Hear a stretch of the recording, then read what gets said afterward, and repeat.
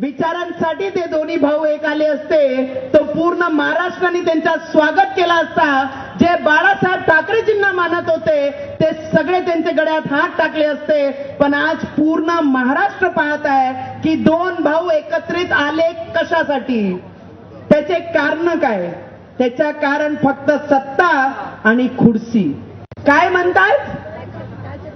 आमदारांना मारून टाका, कापून टाका, है ना दादा? काय म्हणतात? कापून टाका. कापला पाहिजे का त्यांना? आमदारांचे गळे कापले पाहिजे काय? त्यांना माझं एवढंच म्हणणं आहे, दादा तुम्ही सुद्धा 4 टर्म आमदार होते,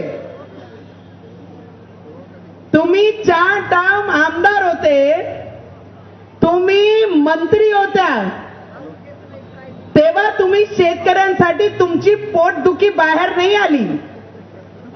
आता आमदारकी गेल्यानंतर शेतकरी आठवते. राज्यामध्ये देशभरामध्ये सगळीकडे दीपावलीचा उत्साह पाहायला मिळतोय. आज लक्ष्मीपूजनाच्या निमित्तानं करवीर निवासिनी अंबाबाईचं दर्शन घेण्यासाठी, भक्तिभावानं तिची पूजा करण्यासाठी सकाळपासून पहाटेपासूनच मंदिर परिसरात भाविकांच्या रांगा लागलेल्या. राज्यासह दक्षिण भारतातील कर्नाटक आणि इतर राज्यातनं सुद्धा मोठ्या संख्येनं भाविक कोल्हापुरात दाखल झाले. कार्तिकी पौर्णिमेपर्यंत काकड सोहळा असल्यामुळे पहाटे 3 वाजल्यापासून सध्या देवीचं मंदिर दर्शनासाठी खुलं केलं जात आहे.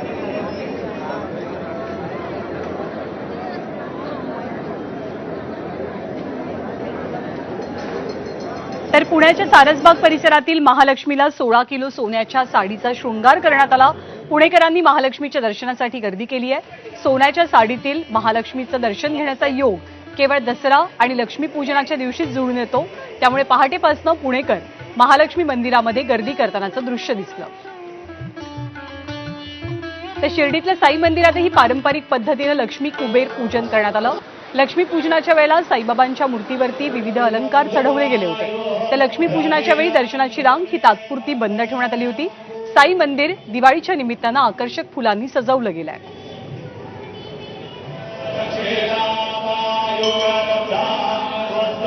तर लक्ष्मीपूजनानिमित्त विठ्ठल मंदिरालाही आकर्षक फुलांची सजावट करण्यात आली. बीडच्या एका भाविकाकडनं सजावटीची सेवा अर्पण झाली आहे. या सजावटीसाठी जवळपास 2 टन विविध प्रकारची फुलं वापरली गेली आहेत. यामुळे विठ्ठल रुक्मिणी मंदिराचा परिसर रंग, सुगंध आणि भक्तिभावानं उजळून गेला.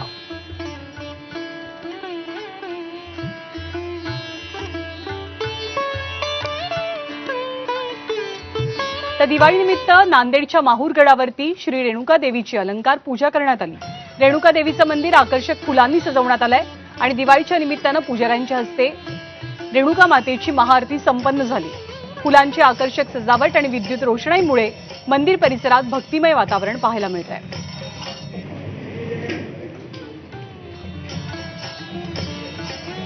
तर तुळजाभवानी देवीच्या मंदिरात अश्विन अमावस्येला भेंडोळीचा उत्सव साजरा होतो. भेंडोळी उत्सव उत्तरेमध्ये काशी आणि दक्षिणेत तुळजापूर इथे साजरा केला जातो. आगीच्या ज्वाळेसह एका छोट्याशा रस्त्यातनं भेंडोळी घेऊन देवीच्या मंदिरात जाणं हा एक थरारक अनुभव असतो. भेंडोळीच्या प्रज्वलनानंतर कालभैरव मंदिरापासून श्री तुळजाभवानी देवीच्या मंदिरात ती आणली जाते. नंतर देवीचा पदस्पर्श करून मंदिराला प्रदक्षिणा घालून वेशी बाहेर आणत ही भेंडोळी विझवली जाते.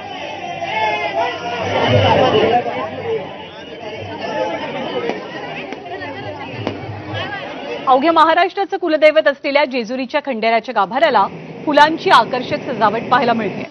अश्विन अमावस्या तसंच लक्ष्मीपूजनानिमित्त श्री खंडोबा मंदिरात फुलांची सजावट करण्यात आली आहे. सकाळपासूनच भाविकांनी दर्शनासाठी मोठी गर्दी केली आहे.